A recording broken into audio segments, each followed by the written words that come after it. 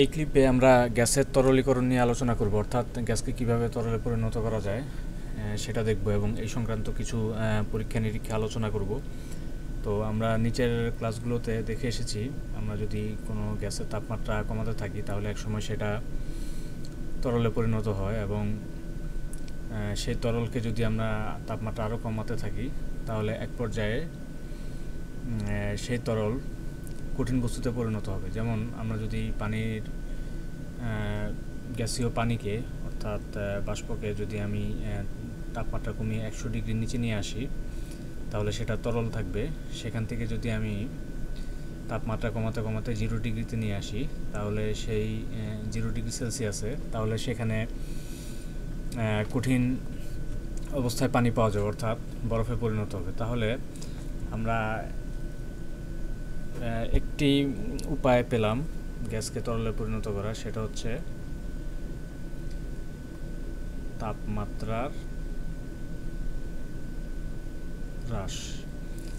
এখন আমরা এর বাইরে আরেকটা জিনিস জানি, সেটা হচ্ছে যে আমরা যদি উচ্চ চাপ প্রয়োগ করে কোনো সিলিন্ডারে কোনো গ্যাসকে তরলে পরিণত করে রাখতে পারি, অর্থাৎ আমি যদি উচ্চ চাপে কোনো সিলিন্ডারে কোনো গ্যাস রাখি তাহলে সেটাকে আমি সেই উচ্চ চাপে আমি তরল অবস্থায় রাখতে পারবো। তো তাহলে আমি এখানে পাচ্ছি যে একটি গ্যাসের চাপ যদি আমি বৃদ্ধি করি তাহলেও সেই গ্যাসের তাপমাত্রা সেই গ্যাসের তরলে পরিণত করা সম্ভব। তাহলে দুটি পদ্ধতি আমি আপাতত পেলাম, এক হচ্ছে তাপমাত্রা হ্রাস, আরেকটি হচ্ছে তাপমাত্রা বৃদ্ধি। এখন এই দুটি পদ্ধতি আমাদের যদিও জানা আছে, আমরা দেখা গেল যে প্রথম দিকে যখন গ্যাসের উপর চাপ প্রয়োগ করে বিভিন্ন গ্যাসকে তরলে রূপান্তর করা শুরু হলো, অনেক গ্যাসকে প্রচণ্ড চাপ প্রয়োগ করেও তরলে পরিণত করা যাচ্ছে না। অর্থাৎ কার্বন ডাইঅক্সাইড কিংবা অ্যামোনিয়া এই গ্যাসগুলো খুব সহজে তরলে পরিণত করা যায়, কিন্তু দেখা গেল যে আমি যদি অক্সিজেন, হাইড্রোজেন অথবা নাইট্রোজেন এগুলোকে তরলে পরিণত করতে চাই তাহলে আমি স্বাভাবিক রুম তাপমাত্রায় আমি যতই চাপ প্রয়োগ করি না কেন তরলে পরিণত হচ্ছে না। তখন এখান থেকে একটি সিদ্ধান্ত নেওয়া হয়েছিল যে এই গ্যাসগুলোকে কোনো অবস্থাতেই তরলে পরিণত করা যাবে না, অর্থাৎ এগুলো হচ্ছে পার্মানেন্ট গ্যাস। কিন্তু পরে 1863 সালে বিজ্ঞানী অ্যান্ড্রুজ পরীক্ষা নিরীক্ষা করে দেখালেন যে আসলে এই গ্যাসগুলোকে তরলে পরিণত করা যাবে, কিন্তু তার আগে এদের তাপমাত্রা একটি নির্দিষ্ট তাপমাত্রার নিচে কমিয়ে নিয়ে আসতে হবে। আমরা এখন অ্যান্ড্রুজের সেই পরীক্ষাটি বিস্তারিত দেখব। বিজ্ঞানী অ্যান্ড্রু কার্বন ডাইঅক্সাইড গ্যাস নিয়ে বিভিন্ন তাপমাত্রায় চাপের সাথে আয়তনের সম্পর্ক বের করেছেন এবং সেগুলো একটি গ্রাফে প্লট করেছেন। তো তার পরীক্ষাটি ছিল অনেকটা এমন, আমরা যদি একটি সিলিন্ডার আকৃতির পিস্টনযুক্ত পাত্র নিই এবং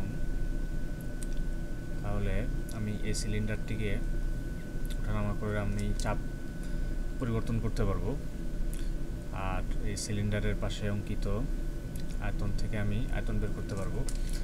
তো একটি নির্দিষ্ট তাপমাত্রায় আমি এই সিলিন্ডারটিকে একটি নির্দিষ্ট তাপমাত্রায় রাখলাম, তারপরে আমি চাপ প্রয়োগ করলাম এবং আয়তনের পার্থক্য পর্যবেক্ষণ করে আমি একটি গ্রাফ পেতে পারি আয়তন বনাম চাপের।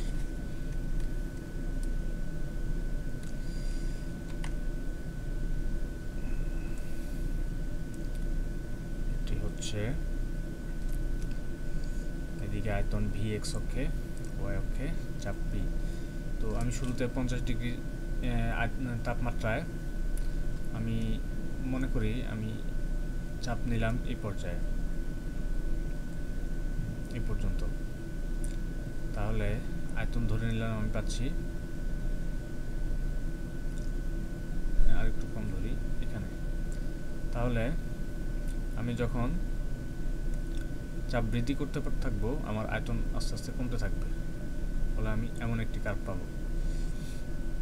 অর্থাৎ চাপ যত বাড়ানো হচ্ছে আয়তন তত কমে যাচ্ছে।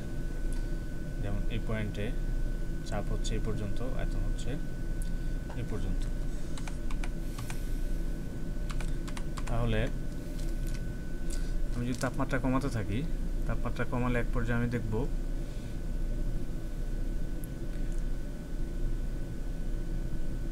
যেহেতু কম তাপমাত্রায় একই চাপ প্রয়োগ করে কম তাপমাত্রায় আয়তন কম পাওয়া যায় চার্লসের সূত্র অনুযায়ী, তাহলে আমি যদি একই পরিমাণ প্রাথমিক চাপ দেই তাহলে কম তাপমাত্রা আমি সেটা ধরতে পারি 32.5। এই তাপমাত্রায় আমি এমন একটি কার্ভ পাচ্ছি। অর্থাৎ একটা পর্যায়ে গিয়ে দেখা যাচ্ছে আমি চাপ যতই বৃদ্ধি করি আয়তন সেই তুলনায় কমছে না। অর্থাৎ এখান থেকে আমি যদি এই পয়েন্ট থেকে চিন্তা করি,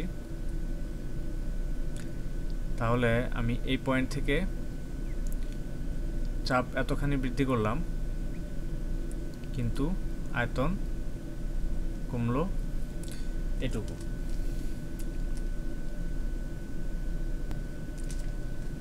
এবং তিনি তাপমাত্রা আরও কমালেন এবং প্রায় 25 ডিগ্রির কাছাকাছি রাখলেন। তো 25 ডিগ্রিতে দেখা গেল যে প্রথমে আয়তন কমার চাপ বাড়ানোর সাথে সাথে আয়তন কমছে এবং এক পর্যায়ে আয়তন খুব দ্রুত পরিবর্তিত হয়ে যাচ্ছে অল্প চাপ প্রয়োগে, এবং এরপরে আবার চাপ প্রয়োগে আয়তন প্রায় অপরিবর্তিত থাকছে। এখন আমরা এখানে দেখতে পাচ্ছি আমি যদি এখানে প্রথমে খুব অল্প চাপে এই আয়তন পেয়ে থাকি, অল্প চাপ, তারপরে আয়তন চাপ বাড়ানোর সাথে সাথে চাপ উপরের দিকে বাড়াচ্ছি, আয়তন কমছে। তো এই পর্যায়ে আসার পরে খুব সামান্য চাপ প্রয়োগে আমি এখান থেকে এই পর্যন্ত মোট চাপ প্রয়োগ করলাম এইটুকু। এই অতিরিক্ত চাপের জন্য হঠাৎ করে আয়তন কমে গেল এতখানি, এবং তারপরে আবার অনেক পরিমাণ চাপ প্রয়োগ করা হলেও আয়তনের পরিবর্তন খুবই সামান্য। তখন এখানে আসলে যে ঘটনা ঘটলো সেটা হচ্ছে এই পর্যায়ে এসে কার্বন ডাইঅক্সাইড গ্যাসটি তরলে পরিণত হয়ে গেল, এবং যেহেতু তরলে আমরা জানি যে অণুগুলো অনেক কাছাকাছি থাকে গ্যাসের তুলনায়, হঠাৎ করে তার তরলে পরিণত হয়ে যাবে এবং হঠাৎ করে তার আয়তন অনেক দ্রুত কমে যাবে চাপ প্রয়োগ না করা সত্ত্বেও। এবং এরপরে আর চাপ প্রয়োগ করেও যেহেতু তরল অবস্থায় যথেষ্ট অণুগুলো খুব কাছাকাছি থাকে, সে অবস্থায় চাপ প্রয়োগ করেও তরলের অণুগুলোর আয়তন খুব একটা কমানো যাচ্ছে না, এবং তিনি তাপমাত্রা আরও কমালেন। এরপর দেখলেন যে আগে যে চাপ প্রয়োগ করে তরলে পরিণত করা গেছে তার চেয়ে কম চাপেই তরলে পরিণত হচ্ছে, এবং এরপরে আয়তন নির্দিষ্ট। এভাবে তিনি বিভিন্ন তাপমাত্রায় এই গ্যাসের আয়তনের সাথে চাপের সম্পর্ক সূচক গ্রাফগুলো আঁকলেন এবং দেখলেন যে একটি নির্দিষ্ট তাপমাত্রায় প্রথমে এই তরল হওয়া শুরু হয়, সেটি হচ্ছে 31.1, অর্থাৎ 31.1 তাপমাত্রায় প্রথমবারের মতো তরলে পরিণত হওয়ার মতো একটি বিন্দু পাওয়া গেল এখানে, এবং আস্তে আস্তে এই তরলে পরিণত হওয়ার রেঞ্জটি বাড়তে থাকে, এবং তিনি এখানে এমন একটি ক্ষেত্রফল পান যে ক্ষেত্রফলের এলাকায়, অর্থাৎ এখানে যে কোনো পয়েন্ট নিলে, যে কোনো চাপ নিলে আমি সে অবস্থায় এবং এই তাপমাত্রার জন্য আমি এখানে গ্যাসের তরল অবস্থা পাবো। এখানে উল্লেখ্য যে গ্যাস যখন তরলে পরিণত হওয়া শুরু হয় তারপরের একটি নির্দিষ্ট সময় পর্যন্ত আমরা গ্যাস এবং তরলের মিশ্রণ পাচ্ছি। অর্থাৎ এই অবস্থায় এখানে যদি আমি একটি পয়েন্ট নিই, এখানে একটি তাপমাত্রায় আমি এখানে একটি পয়েন্ট নিলাম, এই চাপে যে আয়তন পাওয়া যাবে সেখানে গ্যাস এবং তরল মিশ্রিত অবস্থায় আছে, এবং এটাকে যখন আমি চাপ আরেকটু বৃদ্ধি করলাম, এক পর্যায়ে সব গ্যাস তরলে পরিণত হয়ে তার আয়তন প্রায় অপরিবর্তনীয় করে ফেলবে, এবং এটা শুরু হবে তরলে পরিণত হওয়া 31.1-এ, যেখানে এই তরলে পরিণত হওয়া অংশটুকু প্রথমে একটি বিন্দু হতে শুরু হবে, তারপরে ধীরে ধীরে তরলে পরিণত হওয়াটা একটু দ্রুততর হবে, অর্থাৎ আগের চেয়ে একটু কম চাপ প্রয়োগ করে আমরা তরলে পরিণত করতে পারছি। এখন এখান থেকে আমি দেখতে পাচ্ছি, আমি যখন অনেক বেশি তাপমাত্রা নিয়েছিলাম তখন গ্যাসকে তরলে পরিণত করা যাচ্ছে না। আমি যতই চাপ প্রয়োগ করি না কেন, দেখা যাবে যে গ্যাসের আয়তন একটা নির্দিষ্ট আয়তনের নিচে নামানো যাচ্ছে না, এবং আমি তাপমাত্রা কমাতে কমাতে যখন 31.1-এ নিয়ে আসবো, তখন প্রথমবারের মতো একটি নির্দিষ্ট বিন্দুতে গিয়ে গ্যাস তরলে পরিণত হওয়া শুরু হবে। তারপর আমি যদি তাপমাত্রা আরও কমাতে থাকি, আগের চেয়ে অনেক কম চাপ প্রয়োগ করে আমি গ্যাসকে তরলে পরিণত করতে পারছি। এখন এখান থেকে বিজ্ঞানী অ্যান্ড্রু এই সিদ্ধান্তে আসলেন যে একটি নির্দিষ্ট তাপমাত্রার নিচে কিংবা একটি নির্দিষ্ট তাপমাত্রার উপরে কোনো অবস্থাতেই আমি যতই চাপ প্রয়োগ করি না কেন, আমি কোনো গ্যাসকে তরলে পরিণত করতে পারবো না। কিন্তু একটি নির্দিষ্ট তাপমাত্রায় বা তার নিচে আমি যদি চাপ প্রয়োগ করি, তাহলে গ্যাসের তরল অবস্থা পাওয়া যাবে। এখান থেকে তিনি সন্ধি তাপমাত্রা বা ক্রান্তি তাপমাত্রার সংজ্ঞা নির্ধারণ করলেন। সেটি হচ্ছে যে তাপমাত্রার উপরে আমরা যতই চাপ প্রয়োগ করি না কেন, একটি গ্যাসকে আমরা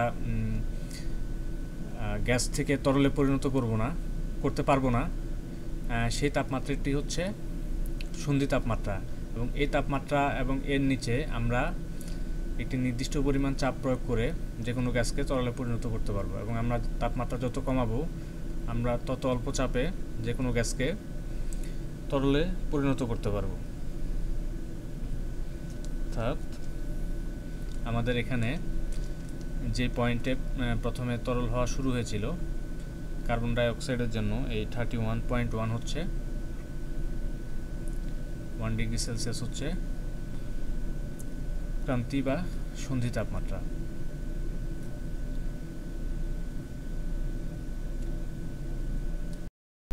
এখন কেন আমাদের ক্রান্তি তাপমাত্রা নামের একটি নির্দিষ্ট তাপমাত্রা থাকবে, যেখানে যার উপর আমরা কোনো গ্যাসকে ইচ্ছামতো চাপ প্রয়োগ করেও তরলে পরিণত করতে পারবো না, সেটা আমরা একটু দেখি। আমরা এই জন্যে শুধু একটি গ্যাস চেম্বার নেই। এই গ্যাস চেম্বারে প্রচুর অণু আছে, কার্বন ডাই অক্সাইডেরই অণু আমরা ধরে নেই। তাহলে যেহেতু একটি নির্দিষ্ট তাপমাত্রায় এর একটি গতি শক্তি থাকবে, আমি ধরলাম কার্বন ডাই অক্সাইডের তাপমাত্রা 50 ডিগ্রি সেলসিয়াস। এখন এই গতিশক্তিতে এদের একটি অণুগুলোর বিভিন্ন গতি থাকবে, অর্থাৎ ছোটাছুটি করবে এবং তারা একটি চাপ প্রয়োগ করবে। এখন আমি যদি এদেরকে একই তাপমাত্রায় আমি যদি সংকুচিত করি, অর্থাৎ আমি পাত্রের আয়তন কমিয়ে ফেলি, সেটা আমি সিলিন্ডারের পিস্টন নিয়ে সিলিন্ডার আকৃতির কোনো পাত্রের মধ্যে করতে পারি, কিংবা যে কোনোভাবে হোক। আমি ধরলাম যে একই সংখ্যক অণু একই তাপমাত্রায় আমি এদের আয়তন আরও কমিয়ে ফেলেছি, তাহলে এখানে অণুর সংখ্যা সমান থাকবে, কিন্তু এদের গতিশক্তি একই থাকবে। এবং এই গতিশক্তি এই গতিতে তারা যেহেতু অল্প জায়গায় আছে, তারা আগের চেয়ে যেহেতু ঘন অবস্থায় আছে, তারা আগের চেয়ে পাত্রের গায়ে বল বেশি প্রয়োগ করবে এবং তাদের আরও চাপ প্রয়োগে তাদের আয়তন সংকুচিত করতে বাধা প্রয়োগ করবে। এবং এই নির্দিষ্ট গতিশক্তিতে তাদের মধ্যে যে আকর্ষণ বল আছে, সেই আকর্ষণ বল তাদের এই বাধা কে অতিক্রম করার জন্য যথেষ্ট নয়। অর্থাৎ আমি যদি আয়তন কমিয়ে দেই তাহলে যেহেতু অণুগুলো একটু আরও ঘন সন্নিবেশিত হয়ে যাচ্ছে, তারা পাত্রের উপরে আরও বেশি সংঘর্ষে লিপ্ত হবে এবং তাদের উপরে চাপের প্রভাবটাকে তারা প্রশমিত করবে। কিন্তু আমি যদি তাপমাত্রা কমাতে কমাতে একটা নির্দিষ্ট তাপমাত্রার নিচে নিয়ে আসি, যেই তাপমাত্রায় তাদের অণুগুলো যথেষ্ট কাছাকাছি থাকলে তাদের মধ্যকার ভ্যান ডার ওয়ালস আকর্ষণ বল ক্রিয়া করবে, ফলে তারা এক পর্যায়ে কাছাকাছি এসে তরলে পরিণত হয়ে যাবে। এটাই হচ্ছে ক্রান্তি তাপমাত্রার ব্যাখ্যা। তাহলে অ্যান্ড্রুর পরীক্ষা থেকে আমরা জানতে পারলাম যে যেই গ্যাসগুলোকে আগে চাপ প্রয়োগ করেও তরলে পরিণত করা যাচ্ছিল না, তাদেরকে যদি আমরা একটি নির্দিষ্ট তাপমাত্রা, যেটাকে আমরা দেখেছি যে ক্রান্তি তাপমাত্রা বলা হয়, সেই তাপমাত্রার নিচে এনে আমরা চাপ প্রয়োগ করি, তাহলে আমরা যে কোনো গ্যাসকে তরলে পরিণত করতে পারবো। কিন্তু আমাদের তাপমাত্রা হ্রাস করার জন্য আমাদের কিছু ব্যবস্থা গ্রহণ করতে হবে, কারণ আমরা চাইলেও খুব সাধারণ পদ্ধতিতে আমরা যেভাবে তাপমাত্রা হ্রাস করি, যেমন আমরা রেফ্রিজারেটরে যেভাবে আমরা তাপমাত্রা হ্রাস করি, সেই পদ্ধতিতে আমরা খুব বেশি তাপমাত্রা হ্রাস করতে পারি না। এবং অনেক গ্যাসই দেখা যায় যে তাদের সন্ধি তাপমাত্রাও যথেষ্ট কম থাকে। যেমন আমি যদি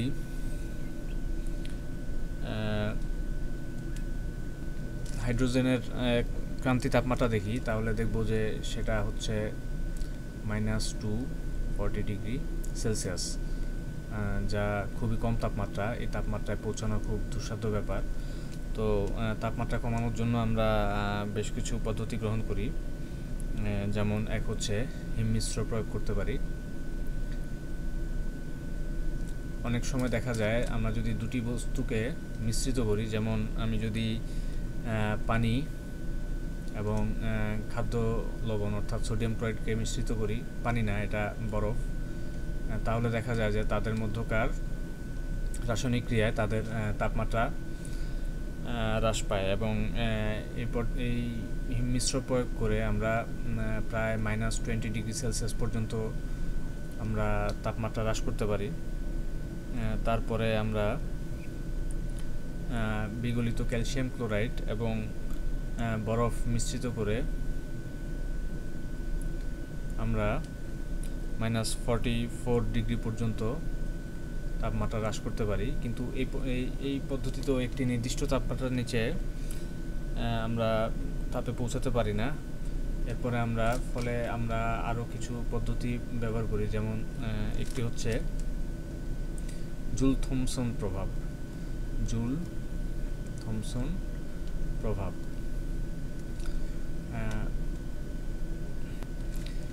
আমরা যদি একটি খুব সরু ছিদ্রের মধ্য দিয়ে একটি গ্যাসকে আমরা বের হতে দেই উচ্চ চাপে, তাহলে দেখা যায় যে এই গ্যাসগুলোকে আমি এখানে প্রেসার দিলাম এবং এরা এই সরু ছিদ্র দিয়ে বের হতে বাধ্য হলো। তাহলে এই পথে বের হয়ে এদের আয়তন বেড়ে যাবে এবং এই অতিরিক্ত আয়তন বেড়ে যাওয়ার জন্য এদের কাজ করতে হবে, কিন্তু এই কাজের জন্য প্রয়োজনীয় শক্তি খুব দ্রুত যেহেতু বের হচ্ছে, এই প্রয়োজনীয় শক্তি তারা পরিবেশ থেকে নিতে পারবে না। ফলে তাদের মধ্যকার তাপমাত্রা কিছু তাপ এই কাজে পরিণত হয়ে তার তাপমাত্রা হ্রাস করে দেবে। এভাবে আমি যদি কয়েকটি ধাপে এই প্রক্রিয়ায় আমি যে কোনো গ্যাসের উপরে চালাই, যেমন আমি কয়েকটি স্টেপে আমি এই জুল-থমসন চালালাম। প্রথমে আমি একটা স্টেপে আমি বেশ কিছুটা তাপমাত্রা কমালাম, এই কম তাপমাত্রার গ্যাসকে আমি আবারও জুল-থমসন প্রভাবের মধ্য দিয়ে আমি বিভিন্ন ধাপে আমি তাপমাত্রা কমিয়ে আমি অনেক নিম্ন তাপমাত্রা পেয়ে যেতে পারি। কিন্তু এই পদ্ধতিরও একটি সমস্যা আছে। অনেক সময় দেখা যায় উচ্চ তাপমাত্রায় জুল-থমসন প্রভাবে গ্যাসের তাপমাত্রা কমে না গিয়ে বেড়ে যায়, কিন্তু নিম্ন তাপমাত্রায় আবার জুল-থমসন প্রভাব কাজ করে। সেক্ষেত্রে আমরা প্রথমে হিমমিশ্র প্রয়োগ করে যে কোনো গ্যাসকে একটা নির্দিষ্ট তাপমাত্রার নিচে নেমে আসতে পারি, যে তাপমাত্রার নিচে জুল-থমসন প্রভাবে গ্যাসের আয়তন কমানো যাবে। যেমন আমি যদি হাইড্রোজেন গ্যাসকে রুম টেম্পারেচারে জুল থমসন প্রভাবের মাধ্যমে তাপমাত্রা কমাতে চাই, তাহলে দেখা যাবে যে তাপমাত্রা বেড়ে যাচ্ছে।